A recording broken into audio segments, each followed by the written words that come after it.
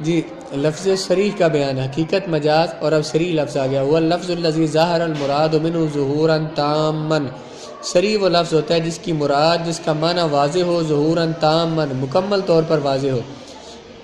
لکثرت استعمالہ فیہ اپنے معنی میں زیادہ استعمال ہونے کی وجہ سے، کثرت استعمال کی وجہ سے لفظ کسی معنی میں بہت زیادہ استعمال ہو، اس کثرت استعمال کی وجہ سے اس کا معنی بالکل ظاہر ہو، واضح ہو، اس کو کہتے ہیں لفظ صریح۔ خواہ وہ اس کا صریح معنی جو ہے وہ جو جس معنی میں وہ استعمال ہو رہا ہے وہ اس کا حقیقی معنی ہو یا مجازی معنی ہو، لفظ جس معنی میں استعمال ہو رہا ہے تو کثرت استعمال کی وجہ سے، زیادہ کسی معنی میں استعمال ہونے کی وجہ سے وہ معنی اس کا بالکل واضح ہو، تو اس لفظ کو کہیں گے کہ یہ لفظ اپنے معنی میں صریح ہے، بالکل اس کا معنی واضح ہے، اپنے معنی کو واضح طور پر بیان کر رہا ہے، چاہے وہ جو لفظ ہے وہ حقیقت ہو، حقیقت میں ہو یا مجاز میں ہو۔ جیسے دیکھیں جب ہم عربی میں لفظ صلاۃ بولتے ہیں تو اس کا معنی واضح ہے نماز، تو یہ لفظ صلاۃ جو ہے اپنے معنی پر یعنی کہ نماز پر صریح طور پر دلالت کرتا ہے، لیکن یہ اس کا جو معنی ہے یہ اس کا حقیقی معنی نہیں ہے، مجازی معنی ہے، لیکن اس مجازی معنی پر یہ واضح طور پر دلالت کر رہا ہے، ہر بندہ اس سے یہی سمجھتا ہے، اس لیے لفظ صلاۃ نماز کے معنی میں یہ صریح ہے۔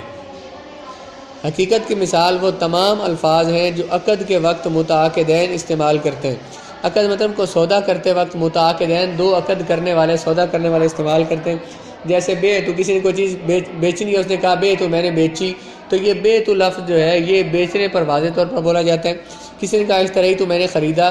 تو خریدنے والا بولتا ہے اشتری تو یہ اشتری تو جو ہے یہ خریدنے کے معنی پر واضح طور پر دلالت کرتا ہے، اور یہ حقیقی معنی ہے اس کا، اشترا کا معنی حقیقت میں خریدنا ہوتا ہے، با یبیع کا معنی حقیقت میں بیچنا ہوتا ہے۔ اس طرح وہب تو میں نے ہبہ کیا، تحفہ دیا، زوج تو میں نے شادی کی، یہ بھی ایک عقد ہوتا ہے، مرد نے کہا یا عورت نے کہا میں نے شادی کی، مرد نے کہا میں نے قبول کیا، تو جہاں خرید و فروخت کرتے ہیں وہاں میں بھی ایسا ہوتا ہے، خریدنے والا کہتا ہے مجھے اتنے کی چیز بیچ دو، اس نے کہا میں نے بیچ دی، تو یہ سودا ہو گیا، عقد ہو گیا۔ اس طرح شادی میں بھی ایسے ہی ہوتا ہے، اگر تو کسی نے کہا میں نے تجھے اجرت پر چیز دی، اس نے کہا میں نے لے لی، میں نے کرائے پر دی، اس نے کہا میں نے لے لی، تو یہ بھی ایک عقد ہے۔ رہن تو میں نے چیز رہن رکھی، رہن رکھنا یہ ہوتا ہے کہ مثلا میں نے کہا کہ مجھے قرضہ دے دو، مجھے قرضہ چاہیے، تو میں تیرے پاس یہ چیز رہن رکھوں گا، گروی رکھوں گا، جب میں اپنا قرضہ واپس کروں گا تو اس سے یہ چیز رہن تو اس سے یہ واپس لے لوں گا، تو اس نے کہا ٹھیک ہے یہ قرضہ لے لو اور میرے پاس رہن رکھ دو، میں نے کہا ٹھیک ہے میں نے اس کو قبول کیا، تو یہ عقد ہو گیا، سودا ہو گیا۔ اس طرح سے رہن تو اس انت تعلق، اور کسی نے عورت کو کہا میں نے تجھے طلاق دی، تو اب یہاں پہ اس نے اگرچہ قبول کی ہے یا نہیں کی، تو یہاں تو ویسے بھی واقع ہو جائے گی، کیونکہ ان تمام الفاظ کے معنی بالکل ظاہر ہیں، اس لیے متکلم کے مقصود کی وضاحت کے لیے کسی اور بیان کی ضرورت نہیں ہے، یہ الفاظ اپنے معنی میں بالکل صریح ہیں، جب بندہ نے لفظ بول دیے تو اب ان میں مزید وضاحت کی ضرورت نہیں ہے۔ اسی لیے طلاق کے لیے یہ لفظ جو انت تعلق، یہ کہتے ہیں صریح لفظ ہے، جب صریح لفظ ہے، صریح لفظ سے واضح لفظ سے یہ طلاق ایک ہی طلاق واقع ہوگی، اس میں اس کی نیت کا بھی نہیں دیکھا جائے گا، اس لیے کہہ رہے ہیں کہ اس کے لیے متکلم کے مقصود کی وضاحت کے لیے کسی اور بیان کی، اس کی نیت کی ضرورت نہیں، بس لفظ زبان سے بول دیا تو اس کا معنی یہی ہے جو ہم سمجھ رہے ہیں، تو یہ لفظ اپنے بیان میں صریح ہے، اس لیے اس کی نیت ہوگی یا نہیں ہوگی طلاق واقع ہو جائے گی، یا سودا جو اس نے کرنا ہے وہ ہو جائے گا۔ مجاز کی مثال جیسے کسی نے کہا میں نے اکلت من هذه الشجرۃ، میں نے اس درخت سے کھایا یا میں نے اس درخت کو کھایا، اب اس کا حقیقی معنی تو کیا ہے، درخت کا تنا، اس کی ہڈی، اس کی لکڑیاں اور اس کے پتے کھانا، لیکن یہاں مجازی معنی مراد ہے کہ میں نے اس درخت کا پھل کھایا۔ اس جملہ میں بھی متکلم، اب ہر بندہ سمجھ رہا ہے کہ جب بندے نے یہ کہا کہ اکلت من هذه الشجرۃ،